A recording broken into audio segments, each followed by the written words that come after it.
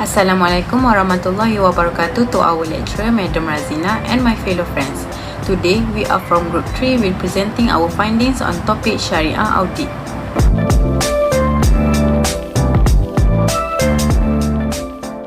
As for introductions, according to Sharia Governance Framework, Sharia audit can be defined as the periodical assessment conducted from time to time to provide an independent assurance, and it also designed to improve the degree of compliance in relation to the Islamic financial institutions' business operations. The purpose of the Sharia audit is to study and evaluate the organization's operations and policies to make sure they adhere to the standards established by the Sharia Advisory Board for the audited product. When performing the Sharia audit, a knowledgeable and independent internal or external auditor is needed in this process to ensure they perform their duty efficiently and effectively. Sharia audit process that has been carried out will increase the trust level of stakeholder in relations to Sharia matter. Here, we will discuss some issue arise related to Sharia audit. For the first article, the issue found was the existence of performance gap in current practices in Sharia audit. The performance gap occurs when society's reasonable expectations of the accomplishments of auditor are not equivalent to their expectations of the auditor's achievement.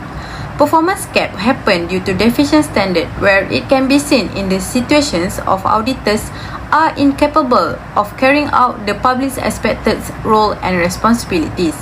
This is because the auditor has a lack of knowledge about the information on Sharia audit and does not know the proper guideline of the standards that they should follow in doing their work.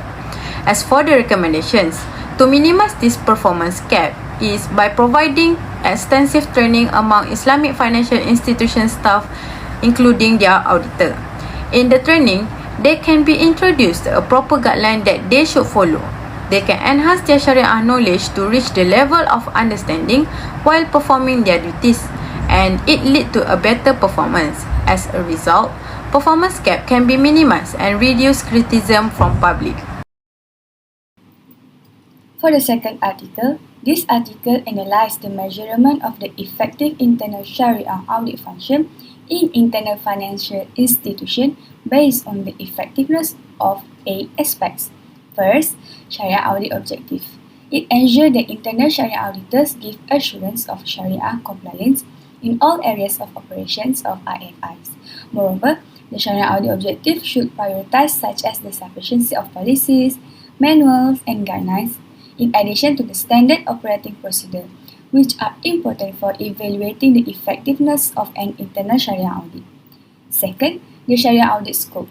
For this aspect, the survey research stated that it is challenging for IFIs to evaluate the effectiveness of their internal audit function if the financial statements audits are performed by the external auditors, which differs from the Sharia audit scope for financial statement.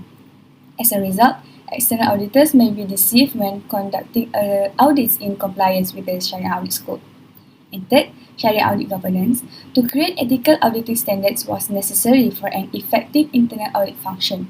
The audit function is deemed effective when it is considered independent of management and directly reports to the board. Fourth, the effectiveness of the Sharia audit charter can be measured if it can aid in the successful execution of the Sharia audit function, according to the study's conclusion. Besides, the Sharia audit charter should specify the nature, aim, scope, duty, authority, and independence of the internal Sharia audit function. Fifth, based on the competency of internal Sharia auditors, the article discovered that internal auditors must have the necessary knowledge and skills for the audit process, as well as sufficient Sharia expertise and competence in carrying out audit function duties. It is recommended to provide training in risk management and corporate governance. This will be crucial criterion competency for effective internal Sharia auditing. And six, there is the Sharia audit process where internal Sharia auditors should have complete access to audit evidence and finding in IFIs to conduct an effective internal Sharia audit. Auditable areas should include assessment of internal control system for Sharia compliance and Sharia non-compliant risk, as well as audit of product information and reporting. Next, in terms of reporting requirements, the findings stated that it must be completed, including an assessment of an effective internal control system, recommendation, and any proposed corrective action. The study suggested that the differentiation between Sharia audit results, reporting, and disclosure in order to provide clarify in the development of appropriate reporting system for achieving effective audit functions. And lastly, independence. According to the report, it is successfully if they maintain and enforce the independence of the internal audit function from management and its accountability to the board. Thus, it concludes that all the 8 aspects of the internal audit process are important criteria for achieving the goal, the effective international audit function. It could aid IFIs and the regulator in upgrading existing regulatory requirements such as Sharia governance framework of their respective jurisdictions. So next will be the article on the Sharia audit for Islamic Financial Institution or IFI. The objective of writing the article is to evaluate the issues that arise on the Sharia audit to harmonise the compliance of Sharia mechanisms. The first issue is the qualification of Sharia auditor. Bank Negara Malaysia has issued the ethical requirements and the Sharia governance framework that have to be fulfilled by the Sharia auditors so that they will be fully knowledgeable. They also have to be knowledgeable on the accounting field. But study shows that only 5.9% of the Sharia auditors have knowledge on both fields. As an initiative, universities such as QUIS and UiTM offer Sharia audit subject in accounting course to produce graduates that can fulfill the requirement. The second issue is the independence and accountability of Sharia auditors. Sharia auditors are facing challenge when they are being hired as the internal auditor in a company, as they have to keep being independent and have to fulfill their tasks as someone that has been paid by the company. Their accountability is being questioned as they are working for someone that they are auditing. As an initiative, they can have development training to develop ethics in them and be tested annually to evaluate their performance. The third issue is the external auditor for IFI. IFI is important in fulfilling the needs of being ethical, but according to ISRA, there is no external auditor being imposed in IFI and they are not compulsory to go through the external Sharia audit. Therefore, their accountability and transparency are being questioned. As a recommendation, they should establish external Sharia audit framework to develop the reliability of IFI in Malaysia.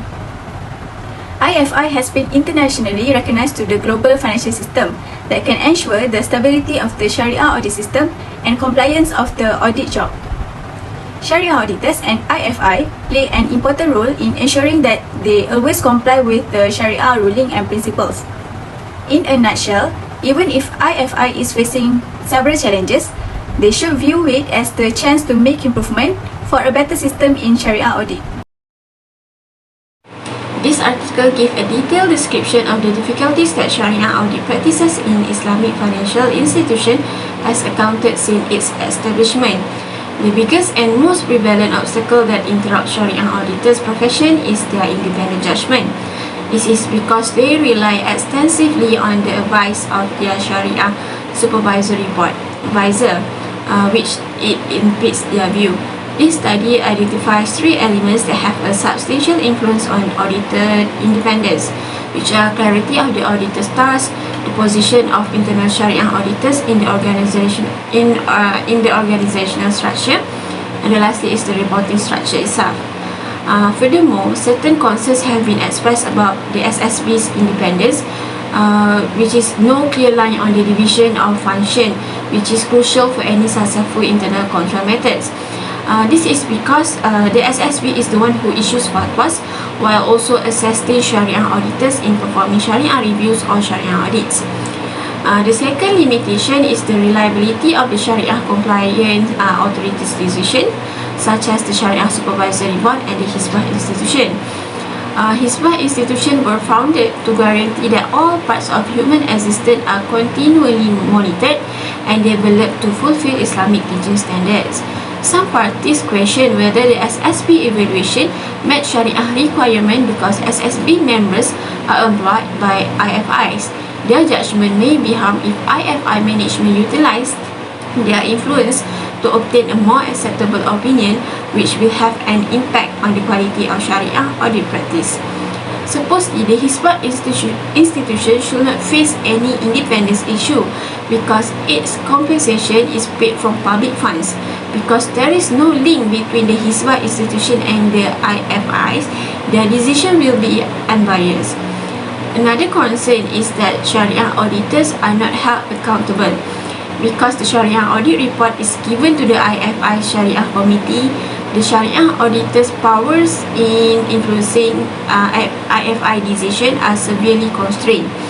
Sharia audits can be undertaken by either internal or external auditors as long as they have a proper Sharia knowledge and training.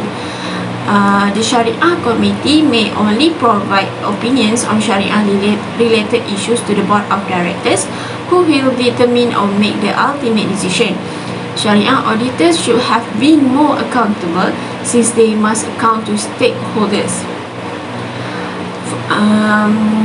There are just a few suggestions that can be implemented in order to establish true Sharia audit procedures. One of it is to appoint an internal Sharia auditor and provide explicit instruction on the internal Sharia auditor's task or scope of work. Also, to emphasize their full independence, they should situate their internal Sharia auditors apart from other corporate operations. Furthermore, a higher level of independence and accountability may be obtained if the reporting structure is done by the IFI's audit and Sharia committee to report to the shareholders. To prevent an unbiased judgment, the SSB must then redesign the present Sharia supervision procedure, and SSB also should conduct research and development to assess the constraint and adequacy of the present framework. As a reference for all the parties related in this field, a uniform framework that all advisors may use will be beneficial in normal monitoring of all IFIs in Malaysia. Finally, the function of Hisbah institution is worth revisiting in order to acquire insight, as they have previously offered extremely good and effective Sharia assurance services. In reality, it has the potential to fully solve the challenges of Sharia auditor independence, competence, and accountability. Next, the first issue from the article entitled Competency and Effectiveness of Internal Sharia Audit in Islamic Financial Institution is the experience of internal Sharia audit. The limited experience of internal Sharia auditors affects even many professionals, as they do not have much of the necessary experience to enable them to advise or manage Islamic financial institution transactions efficiently. Qualification to be an internal Sharia auditor is also an issue in this article. This is because Islamic financial institution internal Sharia auditors who are truly qualified to be Sharia auditors must follow the complete standard by Accounting and Auditing Organization of Islamic Financial Institution. Last but not least, the issue that arises in this article is the risk of Sharia non-compliance. Basic knowledge of Sharia concept to internal auditors in the Sharia auditing process, which prevent the risk of Sharia non-compliance. Internal Sharia auditors must act prudently in performing their duties and tasks.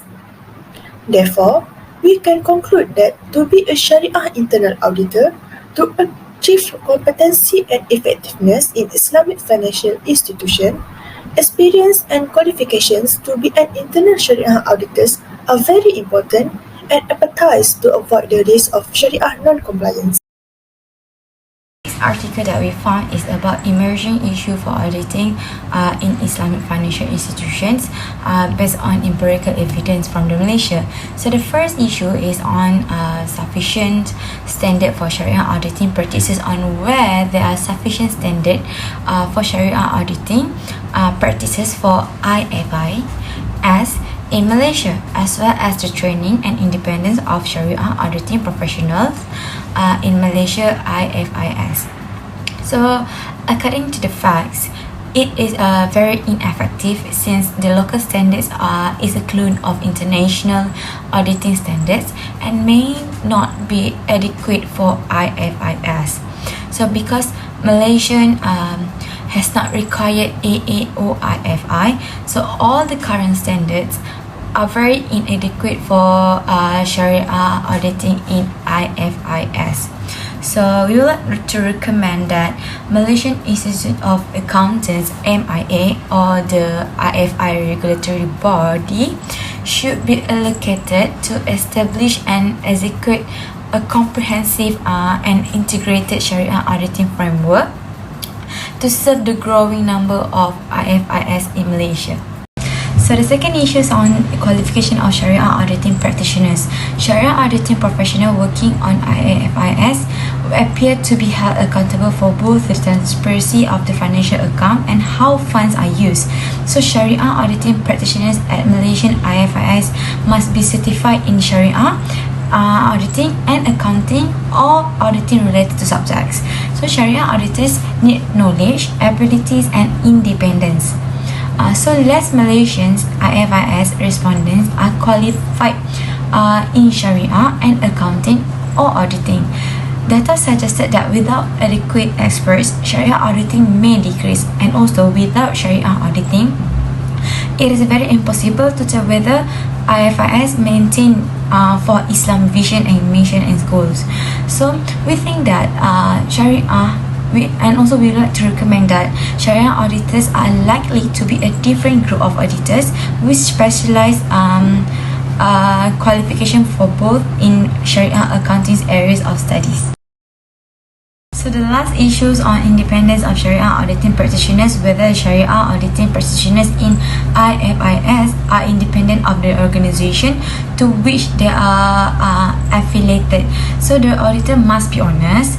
So role separation is needed to avoid stakeholder from mistaking Sharia auditors for independent. An independent auditor must be free of limitations and prejudice. So the recommendation is, the implication is that if Sharia auditors are to be perceived as independent, then Sharia auditors should be carried out by the external auditors. As conclusion, Sharia auditor must always be competent and independent in performing their tasks in any situation. Besides, Sharia auditing standards and frameworks are need to be developed for guidance. And lastly, Sharia audit scope, Sharia audit objective, Sharia audit and governance, Sharia audit charter, competency of internal Sharia auditors, Sharia audit process, reporting requirements and independence of the internal audit process are essential criteria for achieving the goal of the effective internal Sharia audit function.